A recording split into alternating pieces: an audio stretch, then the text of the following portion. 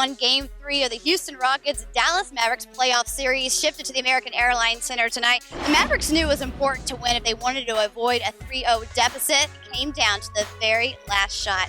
Hey everyone, thanks so much for joining us for the Dallas Mavericks post-game show right here on Time Warner Sports Channel. This is D210 TV. I'm Tamara Jolie. And I'm Mercedes Owens. What an incredible game here tonight. We really saw a full range of emotions, the highest highs and the lowest lows. But in the end, down to the final seconds, Houston was able to take that lead for the 3-game series. Your final score, 130-128.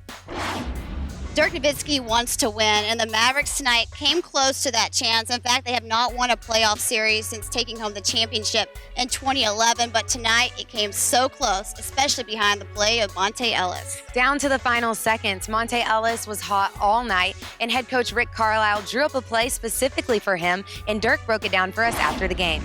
Monta's been the guy for us his last 2 years. He just scored in that play with a great drive, and I think we lived with his results the last 2 years, with being our clutch guy.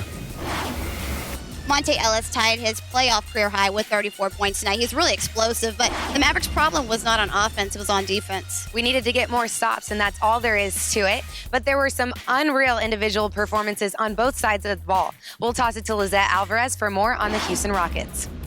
The Houston Rockets know every time they come to take on the Mavericks on their home court, it's going to be a challenge. In fact, they've only won 2 out of their last 10 meetings, but tonight they surged ahead, taking the series lead 3-0.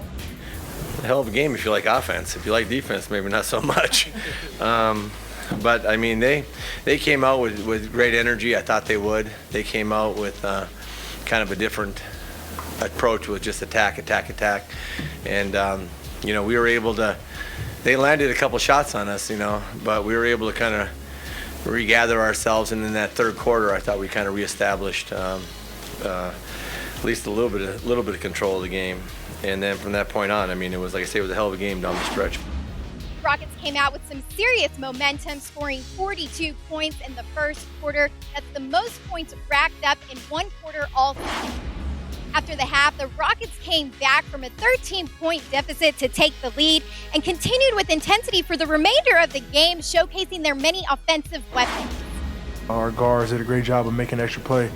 It's kind of how Dwight, was getting a lot of dunks last game, and so this game, there weren't really no traps or anything like that. They were just, giving me lanes and, letting me be aggressive. So I just try to, read the play and make the best decision. Rockets finished the night in double figures. MVP candidate James Harden had another outstanding performance with his 42 points. It's the first 40-point game in a playoff by a Rockets player since 2008. Dwight Howard was a beast tonight, getting a career playoff high 26 rebounds, and Josh Smith scored 18 off the bench. I just tried to get all the rebounds. Tonight wasn't my night for scoring, and I was okay with that.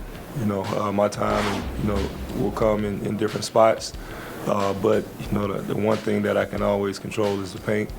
And just try to get every rebound, block as many shots as I could, crash the boards, and just be aggressive as I can. The Rockets will see if they can close this out with a clean sweep on Sunday. I'm Lizette Alvarez for D210 TV and Time Warner Cable Sports. Back to you, Tamara and Mercedes. Thanks, Lizette. So the Houston Rockets go up 3-0 in this series. In the history of the NBA, no team has ever rallied back after falling behind 3 games. And to add a little insult to injury to the Dallas Mavericks, they are now playing shorthanded. That's right, Tamara. We saw a couple of injuries tonight. First with Raymond Felton, who got the start, but then hurt his hamstring in the first quarter. And then later, Richard Jefferson with a calf injury. Now, both Dirk and Coach Carlisle said that they're going to keep fighting for Game 4, no matter who they have on the court. Felton pulled his hamstring, RJ pulled something in his calf. So, we're losing manpower, but guys are fighting their asses off, and I love it. And we're gonna be back in here fighting our asses off on Sunday. So can the Dallas Mavericks make a piece of NBA history and dig back after falling behind 3 games? We'll find out Sunday night for Game 4. And keeping in mind that this could be the last stand for a couple of key pieces to the Mavericks' success. For D210 TV and Time Warner Cable Sports Channel, I'm Mercedes Owens. And I'm Tamara Jolie, and you've just been credentialed.